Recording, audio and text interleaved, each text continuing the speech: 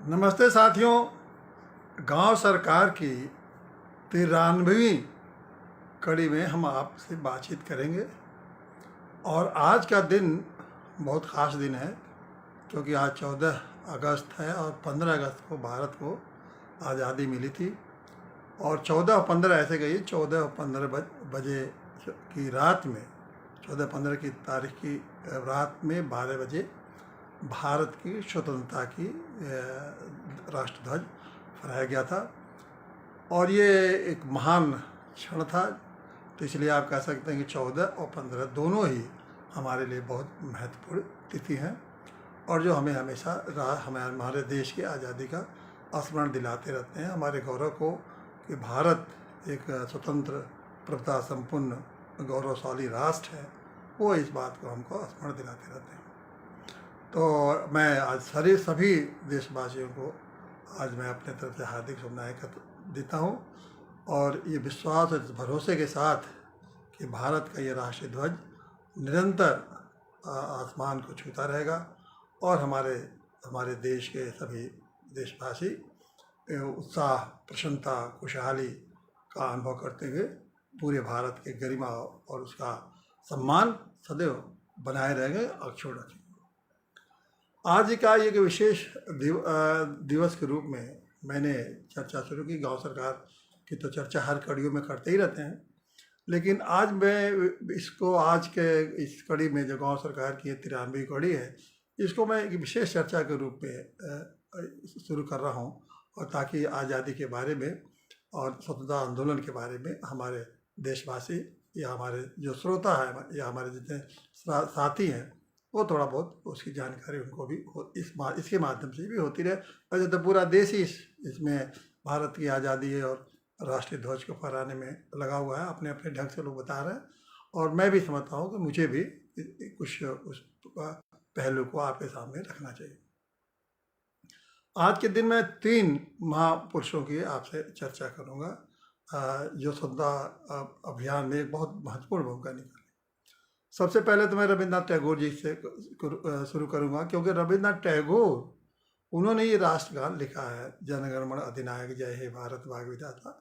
ये राष्ट्रगान ये रविन्द्रनाथ टैगोर, जो कि एक बहुत विख्यात साहित्यकार, उनको नोबेल पुरस्कार मिल चुका है, साथ साथ वो महान मानवतावादी थे, पश्चिम बंगाल के रहने वाले थे, और सांस्कृतिक राष्ट्रवाद और एक तरह से उनका मानवतावादी दृष्टिकोण था। राष्ट्रवाद तो उनके लिए नहीं कह सकते कि वो उस राष्ट्रवाद के सीमाओं में नहीं बनना चाहते थे, वो पूरे विश्व को एक मानववाद का एक संदेश देना चाहते थे।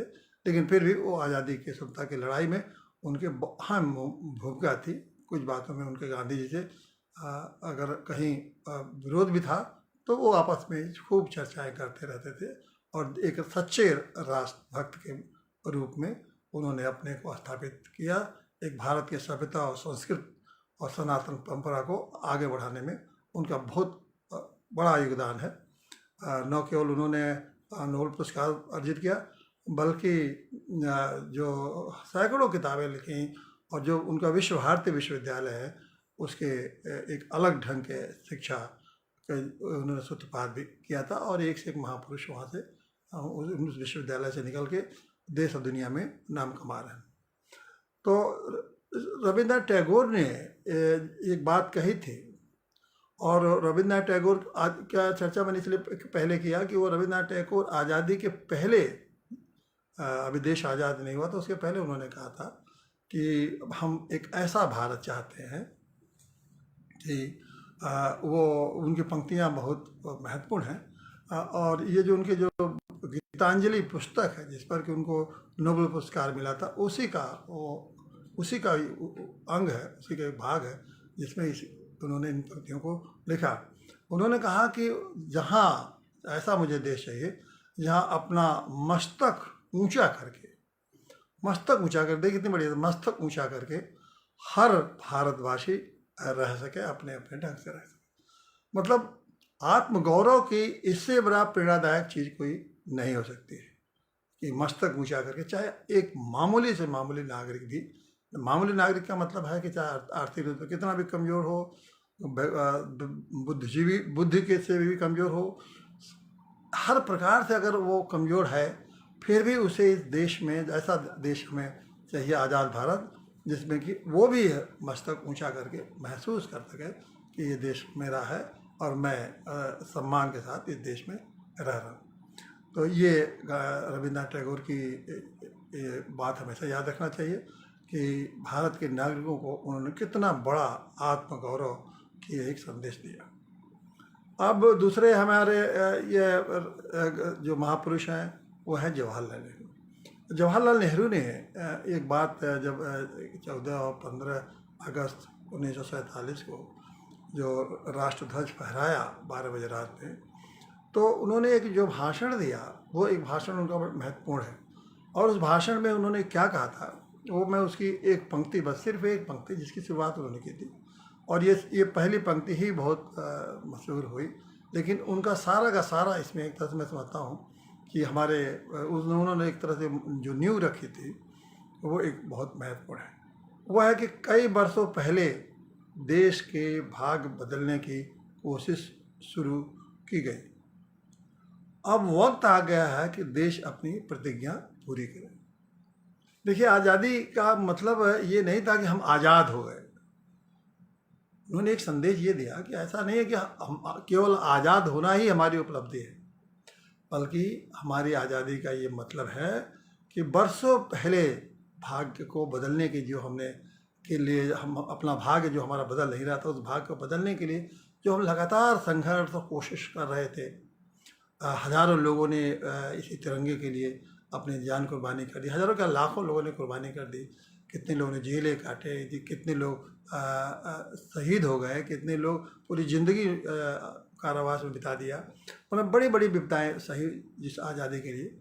तो वो ये जो पूरा का पूरा संघर्ष था वो भाग्य बदलने के लिए था। मेरा भाग्य बदले कि हम आज़ाद होंगे तभी भाग्य बदलेगा। लेकिन भाग्य बदलने का मतलब ये नहीं है कि सिर्फ आज़ादी, बल्कि अब आ गया है कि हम अपने उस भाग्य को बदलने के लिए जो जो कर सकते हैं वो करें। यानी कि हम उस ज़माने में गुलामी में अशिक्षित थे तो हम शिक्षा प्राप्त करें, गुलामी में हमको न्याय नहीं मिलता था तो हम न्याय के लिए हासिल करें, हमें सामान्य सुविधाएं नहीं थी, बिजली पानी की सुविधाएं नहीं थी तो हमें बिजली पानी की सुविधाएं मिले, हमें अपने बातों को विचारधारा को रखने का अवसर नहीं था तो हमें अपने विचारधारा को रखने का अवसर मिले, और हमें संपन्नता, हमारी गरीबी थी तो हमें संपन्न होने का अवसर मिले, हम अपने को एक सीमित दायरे में जीने का जो अवसर था वो हम उसको पूरा विस्तार करें और जैसा जीना चाहें वैसा हम अपने जीवन को जिएं, और पूरी अपने भाग को बदलने में जो कुछ भी हम अनुभव करते हैं उस तरह से हमें भाग का बदलने का अब हमें करना चाहिए। ये आज़ादी का उन्होंने अपने देशवासियों को संदेश दिया, यानी कि सारे देश के लोग अब लग जाएं कि जो अपना भाग्य बदलने के लिए जो कुछ भी हमने कहा था वो सब का सब पूरा होना चाहिए। इसके लिए उन्होंने एक संदेश दिया था और एक महत्वपूर्ण संदेश था। अब इसलिए ट्राइएस टू डेस्टिनी उनका सेंटेंस है कि बरसों पूर्व जो जिसके लिए हमने जद्दोजहद किया था वो मिल गया, हमारा अवसर मिल गया। अब आइए हम अपने प्रतिज्ञा को पूरा करें, मतलब सब मिलजुल के हम जो भारत का जैसा भारत भाग्य विधाता का मतलब यह है कि जैसे भारत के खुद भाग्य विधाता बने और हम उस ढंग से भारत को हम आगे बढ़ाएं। तीसरे महापुरुष हैं हमारे पंडित जवाहरलाल गांधी जी, और जानते हैं गांधी जी का प्रमुख भूमिका थी आज़ादी की लड़ाई में, और उन्होंने उनका इसलिए मैं उल्लेख करना चाहता हूँ कि वैसे और महापुरुषों की तो कमी नहीं है, एक से एक सभी महापुरुष थे, मैं उनको सभी को नमन करता हूँ बड़ी सूची में। लेकिन इन तीनों का संदर्भ इसलिए दे रहा हूँ कि जो आज़ादी की स्वतंत्रता के से इनका तीनों का किसी न रूप में जो 15 अगस्त के 47 में झंडा और झंडारोहण से भारत के भविष्य के जो संबंध हैं उससे इन तीनों महापुरुषों का कहीं न कहीं एक दूसरे से जुड़े हुए हैं। तो अब इन्होंने गांधी जी के बारे में सबसे विचित्र बात यह है कि जब ये 15 अगस्त को जब भारत में झंडारोहण किया जा रहा था अपना आज़ादी का, तो वो झंडारोहण क्या कहिए, वो आज़ादी की स्पीच, झंडारोहण तो 15 अगस्त को, हम 14-15 को उस आज़ादी की घोषणा कहिए, कि जो 14-15 की रात में जो आज़ादी की घोषणा हुई थी, इसको आप संशोधित कर लीजिए, झंडा तो 15 अगस्त को फहराया गया, लेकिन 14 और 15 की रात में जो आज़ादी की घोषणा हुई, और उसके अंदर में गांधी ये भाषण जवाहरलाल नेहरू का हुआ। अब इसके जो गांधी जी जब 15 अगस्त को झंडारोहण हो रहा था, तो गांधी जी उस समय अवसर पर नहीं थे। उसकी कहाँ थे, अभी आप जानना आपके जरूरी है। उस समय जब भारत का विभाजन हुआ, आप सभी जानते हैं कि भारत का विभाजन हो गया, पाकिस्तान बन गया। पाकिस्तान की आज़ादी 14 अगस्त को मनाते हैं और भारत की आज़ादी दिवस 15 तारीख को मनाते हैं। गांधी जी नोआखोली में, बंगाल में नोआखोली गांव है, वहाँ गांधी जी उस समय थे। और गांधी कर क्या रहे थे? गांधी जी उसमें दंगे के नाते बहुत अशांति फैल गई, दंगा आज़ाद बंटवारे के नाते दंगा फैल गई, हिंदू मुस्लिम एक दूसरे को मार रहे थे, बहुत बड़ा दंगा नोआखोली में हुआ। और गांधी जी वहाँ गए हुए थे, और गांधी जी ने कहा कि जब मैं ये ऐसी आज़ादी के उत्सव में नहीं शामिल हुआ जहाँ लोग एक दूसरे को खून के प्यासे बने हुए हैं। तो वो नोआखोली में उन्होंने कहा कि मैं नोआखोली में लोगों को शांत करूँगा, और नोआखोली में लोगों को भाईचारा, सौहार्द, प्रेम हिंदू मुस्लिमों में कराने के बाद ही मैं लौटूंगा। तो वहाँ वो गए, ऐसा उनको कोशिश भी किया गया, जवाहरलाल नेहरू और पटेल ने अपने दूत भेजे कि गांधी जी आ जाइए, लेकिन गांधी जी वहाँ से कहा कि हम ऐसा नहीं करेंगे, और वो नहीं आए। तो उन्होंने एक इनका संदेश उस अवसर पर जो न आने का जो संदेश दिया उन्होंने, वो महत्वपूर्ण है। उनका गांधी जी का आके इसमें शामिल हो जाना वो कोई उतनी बड़ी बात नहीं होती, क्योंकि सभी जानते थे राष्ट्रपिता बन चुके थे और महात्मा बन चुके थे। तो उस समारोह में शामिल हो जाने से कोई बहुत बड़ी बात नहीं होती। लेकिन नोआखोली में जो उन्होंने दंगे को रोकने का जो प्रयास किया, आज मैं समझता हूँ कि वो भी आज़ादी के जितना महत्वपूर्ण है, वो भी उनकी भूमिका भी गांधी जी की उतनी ही महत्वपूर्ण हो जाती है, क्योंकि वो चाहते थे कि देश के लोग आज़ाद होकर आपस में मिल जुल के प्रेम से, सौहार्द से रहें, तब ये देश आगे बढ़ पाएगा। ये उनके मन में ही बात थी। और हिंसा तो बिल्कुल नहीं होना चाहिए। जब हिंसा रुकेगी तभी लोग आपस में रहेंगे और तभी देश आगे बढ़ पाएगा। तो अब वो वहाँ से उन्होंने एक और भी संदेश दिया कि उनके एक मंत्री वेस्ट बंगाल के मिलने आए। तो मिलने के आए तो उन्होंने मंत्री से कहा कि तुम देखो मंत्री बन गए, लेकिन ये मंत्री बनने से ये सावधान रहकर सत्ता से सावधान रहना। सत्ता जो है बिगाड़ती है, एक तो सत्ता से दिमाग खराब कर देती है। तो एक तो सत्ता से सावधान रहना, और इस सत्ता इसलिए नहीं मिली है कि आप उसका भोग करिए, बल्कि गांधी जी ने एक बड़ी महत्वपूर्ण बात की कि ये जो सत्ता मिली है आप लोगों को, वो गांव के से भारत के गांव के लोगों की सेवा करने के लिए मिली है। मैं आज इस बात को इसलिए आपसे ध्यान आकर्षित करता हूँ कि गांधी जी के मन में गांव हमेशा रचता बचता था। वो हर बात में वो गांव के महत्व को बार बार लोगों के देश के सामने रखते थे। और आज हम लोग जो गांव सरकार की बात बार बार रख रहे हैं, ये वो कोई ऊपर से हम लोगों ने विचार ये नहीं कहीं थोप रहे हैं, बल्कि जो लगातार हमारे महापुरुष कहते आ रहे हैं, और ख़ास करके गांधी जी का तो गांव से मतलब उनकी गांव की समझते थे, गांव अगर हमारे सुधर गए तो भारत सुधर जाएगा। तो वो इसीलिए वहाँ भी उनसे जो मंत्री आया उससे भी उन्होंने कहा कि सत्ता जो मिली है वो अपना दिमाग खराब मत करिएगा, आप लोग जाइए, ये सत्ता गांव को आपको मिली है गांव की सेवा करने के लिए।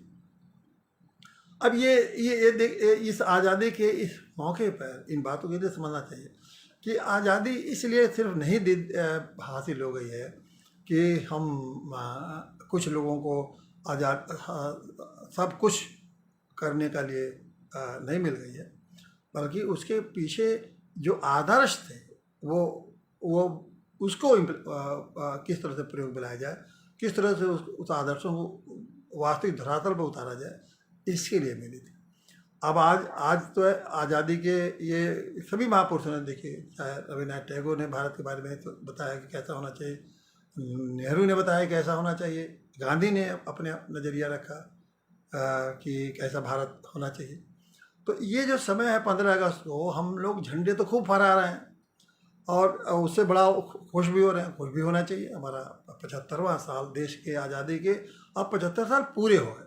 कल जो है 76वां साल लग जाएगा हमारे जो झंडे स्वतंत्रता प्राप्त करने का। 76वां साल की कल से शुरुआत होगी, लेकिन आज रात 12 बजे 75 साल देश के आज़ादी के पूरे हो जाएंगे। तो अब ये 75 साल हम पूरे हुए, तो ये तो हमारे गर्व का एक पक्ष है, हमें गर्व होना चाहिए। और गर्व में, और देखिए मैंने भी इस गर्व को ही आपके सामने प्रदर्शित करने के लिए मैंने अपने माथे पे तिरंगा का चित्र रखा है, ताकि हमारा माथा गर्व से हमारा माथा गर्व से ऊंचा रहे और मुझे एहसास हो। और इसी तरह माथे पर मैं तो समझता हूँ कि कल सभी भारतवासियों को हाथ में झंडा न फहरा कर, हाथ में झंडा लेके घूमने से अच्छा है कि अपने माथे पर इसी तरह से तिरंगे का एक ललाट पे आप अपना तिरंगा बना के और पूरे दिन भर आप अगर घूमते रहेंगे, तो जो गर्व की अनुभूति आप में होगी और जो गर्व की अनुभूति आप दूसरे में देंगे, वो एक बड़ा भारी अपने आप में होगी। और मुझे अगर किसी ने सलाह लिया होता तो करोड़ों अरबों रुपए का इतना झंडा खर्च में न करके मैं सभी नागरिकों से अब यही अपील करता कि अभी सभी नागरिक हमारे भारत के ललाट पर अपने तिरंगा का चिन्ह बनाए और उस तिरंगे के चिन्ह को लेके और खूब दिन भर देश भर में अपना घूमें घामें, ताकि वो जो माहौल बनता ना, वो आप कल्पना नहीं कर सकते हैं कि जब जहाँ 1 अरब 30 करोड़ लोग माथे पर तिरंगा का चिन्ह बना के अगर घूमते, तो जो आत्मगौरव होता, तब वो रविन्द्रनाथ टैगोर की बात बिल्कुल साबित हो जाती कि हमें ऐसा भारत चाहिए जहाँ कि हम सर्व को अपने गर्व से अपना ललाट गर्व ऊपर किए हुए और हम घूम रहे हैं। लेकिन चलिए ठीक है, अपना ये लोगों ने इस बात पर ध्यान लोगों ने नहीं दिया, तो इससे हालांकि ध्यान दिया होता तो गरीब से गरीब आदमी भी, आपको झंडा और डंडे की जरूरत नहीं रहती, आप लोगों को घर घर तक झंडा फहराने की जरूरत भी नहीं होती, पहुंचाने इतना पैसा खर्च करने की जरूरत है। हर आदमी जो जहाँ है अपने ललाट पर चिन्ह लगा के घूमता।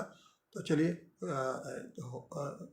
नहीं लोगों ने इस बात को इसमें ध्यान दिया तो कोई बात नहीं है, जिसने भी ध्यान दिया। लेकिन मैं ये कहूँगा जो लोग हम मुझे देख रहे हो, वो ज़रूर ऐसा करें ताकि लगे कि 15 अगस्त को हम लोग गर्व से फूले नहीं समा रहे हैं, अपने गर्व से ललाट ऊपर किए हुए हम देश में अपने आज़ादी के उत्सव को मना रहे हैं। लेकिन इस अवसर पर जो मैं आपको एक बात जो कहना चाहता हूँ कि आज़ादी 75 साल हो गई, अब हमें ये सोचना चाहिए कि अब इस देश को हमें आगे कैसे बढ़ाना है। अब इस संबंध में मैं आपको एक चीज़ ध्यान दिलाना चाहूँगा। देखिए, आप बहुत सारे हमारे दर्शक जानते हैं कि मैंने आज़ादी के 75 साल पूरे होने में एक किताब लिखी है और उस किताब को नाम है 75 साल बदलते भारत की कहानी। ये देखिए, ये किताब है मेरी 75 साल बदलते भारत की कहानी। अब इस 75 साल बदलते भारत की कहानी में ये मैंने इसी बात को इंगित किया है और कि हमें 75 साल के देश में हमें आज़ादी तो पूरा हो गई। कल प्रधानमंत्री हमारे आदरणीय मोदी जी झंडा फहराएंगे, तो मैंने एक हमारे अंदर ये विचार आया कि ये हम 75 साल आज़ादी के पूरे होने पर हमारे प्रधानमंत्री जी को क्या भाषण देंगे, मतलब हर बार वो संबोधित करेंगे। तो मेरे ही पुस्तक लिखने के समय ये ध्यान आया कि जो भाषण हो उसका क्या, वैसे तो उनको हमें किसी को नहीं मालूम कि वो 75वें साल के अवसर पर क्या बोलेंगे, लेकिन मुझे एक विचार आया मेरे मन में और मैंने सोचा कि इसको लिख देना चाहिए ताकि हो सकता है कि ये किसी के लिए उपयोगी हो सके। तो ये किताब मैंने लिखा कि जब ये लिखा है मैंने कि 15 अगस्त 2021 को 22 को लाल किले पर प्रधानमंत्री नरेंद्र मोदी जी झंडा फहराए। इस गौरव मैं थोड़ा सा पढ़ दूँ, आप थोड़ा सा, आप ज़्यादा नहीं है तो थोड़े कुछ पंक्तियाँ हैं, मैं पढ़ देना चाहता हूँ। और इसलिए पढ़ देना चाहता हूँ कि लोगों को इस बात को, जो मेरी ये जो विचारधारा मेरे अंदर उठी, वो देश के सामने रख देना चाहिए। बाकी तो सभी देश के नागरिक जानते हैं कि कैसे उनको क्या विचार कैसे काम करना है, क्या कैसे नहीं करना। तो इस गौरवपूर्ण दिवस पर नरेंद्र मोदी जी देशवासियों को संबोधित करते हुए क्या कहेंगे, यह तो उनको ही मालूम होगा। लेकिन एक प्रश्न उठता है कि क्या वह अपने कार्यकाल की उपलब्धियों को गिनाएंगे या आज़ादी के 75 सालों का मूल्यांकन पेश करेंगे। क्या वह बताएंगे कि इतने सालों में देश ने क्या खोया, क्या पाया। सन 1947 में भारत को आज़ादी सत्ता पर कब्जा करने से नहीं मिली, बल्कि उसे हस्तांतरित की गई थी। अंग्रेजों द्वारा हस्तांतरण के साथ साथ भारत को अंग्रेजों द्वारा बनाई गई सेना, नौकरशाही, पुलिस, न्याय व्यवस्था, विधायी व्यवस्था, वित्त व्यवस्था, कर व्यवस्था, शिक्षा व्यवस्था, संचार व्यवस्था, यातायात व्यवस्था मिली, जिसको मामूली हेर फेर के साथ भारत ने आज़ादी के बाद भी जारी रखा। आज़ाद भारत में जो नया किया गया उसमें पुरानी सामाजिक व्यवस्था को नकारते हुए न्याय, स्वतंत्रता, समता व बंधुत्व की आधारशिला पर नए समाज का निर्माण करने का लक्ष्य रखा गया। इसको प्राप्त करने के लिए प्रत्येक नागरिक को जीने के अधिकार के साथ साथ अभिव्यक्ति, संगठन बनाने, आने जाने, निवास व व्यापार करने का मूल अधिकार दिया गया। धार्मिक आज़ादी व अल्पसंख्यक को संरक्षण भी प्रदान किया गया। एक एक नागरिक को वोट देने का अधिकार देकर चुनी हुई सरकार के गठन की व्यवस्था बनाई गई। नागरिकों के लिए मैं का नहीं बल्कि हम का लक्ष्य रखा गया। मतलब संविधान में है ना कि we the people of India. क्या 15 अगस्त 2022 को प्रधानमंत्री नए समाज के निर्माण में सफलताओं व विफलताओं का उल्लेख करेंगे? क्या वह मूल अधिकारों के संरक्षण के लिए किए गए प्रयासों का खुलासा करेंगे? क्या वह चुनी हुई सरकारों के संवैधानिक दायित्वों का आकलन प्रस्तुत करेंगे? क्या वह बताएंगे कि हम के लक्ष्य को कहां तक हासिल किया जा सका?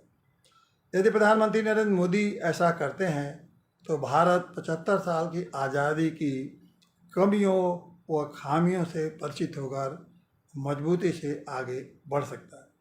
लेकिन यदि वह केवल अपनी उपलब्धियों का ब्यौरा प्रस्तुत करेंगे तो संभव है कि भविष्य में भारत दिशाहीनता के अंधकार में विलीन होता चला जाए। तो ये लिखने का मेरा सिर्फ यही तात्पर्य था कि 75 साल किसी कोई बहुत बड़ा समय नहीं है किसी देश के लिए, लेकिन ये जो 75 साल अमृत महोत्सव मना रहे हैं, इसमें हमें ये अवसर देता है कि हम इसका मूल्यांकन करें कि हम 75 साल में अपने संविधान के लक्ष्यों को कहाँ प्राप्त कर सके। हमारे महापुरुषों ने जो कहा था वहाँ क्या कहाँ तक पहुँच चुके, और क्या हम जिस चीज़ को हम अपने भाग्य बदलने की बात कहते हैं कि हम भाग्य बदलने के लिए निकले हैं, वो उस लक्ष्य को कहाँ तक प्राप्त कर सके, कितना हम स्वतंत्रता और कितना गौरव प्राप्त कर सके, और गांधी जी की जैसा कितना हम गांव के प्रगति में आगे बढ़ सके। तो ये सारी चीज़ें हैं, इसका एक मूल्यांकन करना है, क्योंकि मुझे लगता नहीं है कि हमारा जो लक्ष्य है वो कहीं हमें नया लक्ष्य खोजना पड़ेगा। लक्ष्य बहुत हद तक कुछ महापुरुषों की बात है, और बाकी तो संविधान में भी बहुत सारे हमारे लक्ष्य निर्धारित हो चुके हैं। तो अगर हम मूल्यांकन करते हैं कि हमने इतना हासिल किया, अब इतना हासिल और करें। लेकिन देखिए, खाली हम ये कहें कि मैंने ये किया, मैंने ये उपलब्धि कर ली, मैंने ये उपलब्धि, तो ये तो वो उपलब्धि है, ये कोई नहीं नकार। लेकिन उपलब्धि किसी व्यक्ति की उपलब्धि का कोई माने नहीं है। उपलब्धि होना चाहिए राष्ट्र का मतलब जो हमारा जिस देश के हम 1 अरब 30 करोड़ लोग जो जिस देश में जिस तरह आगे बढ़ रहा है उसकी उपलब्धि होना चाहिए। और जब उसकी उपलब्धि के बात आएगी तो हर व्यक्ति का जो माथा ऊंचा होना है उसका विचार होगा, वो कितना आगे बढ़ा उसके विचार होगा। कुछ लाख कुछ अरब लोग तरक्की कर जाएं, यह कोई ये पैमाना नहीं है अगर हम आकलन करेंगे, बल्कि हम देखेंगे कि हमारे 75 साल पहले जो लोगों के पास कोई कुछ भी नहीं था, वो 75 सालों में कहाँ पहुँचे। अगर उन्होंने उनके चीज़ों को हम आकलन करेंगे तो हमें एकदम साफ हो जाएगा कि हम कहाँ तक पहुँच पाए देश के 75 सालों में इस अमृत महोत्सव। और इससे ये फ़ायदा ये होगा कि 75 साल के बाद जो 100वां साल मनाएंगे उसमें हम और गौरवशाली ढंग से अपने महोत्सव को, अपने स्वर्ण महोत्सव को हम और अच्छे ढंग से, अपने आज़ादी के स्वर्ण महोत्सव को और शानदार ढंग से बना पाएंगे और दुनिया को बहुत कुछ हम देने की स्थिति में पहुंच जाएंगे। तो ये इसीलिए मैंने आज कहा कि इसको एक विशेष रूप से, और ये अपनी पुस्तक का जिक्र इसीलिए किया कि ताकि एक आगे, मैं अब तो 75 साल बीत चुका, अब हमें तो आगे के बारे में सोचना है। तो ये मैंने 75 साल बदलते भारत की कहानी पुस्तक इसे लिखी कि या पूरे 75 साल में भारत कैसे कैसे बदला, ही तो आपने देख लिया। अब आइए हम 75 साल के बाद देश की उस यात्रा पर, उस महान यात्रा जो हमारे देश ने शुरू किया है, उसको और महानता के साथ आगे बढ़ाएं। बहुत बहुत धन्यवाद साथियों। जय हिंद, भारत माता की जय।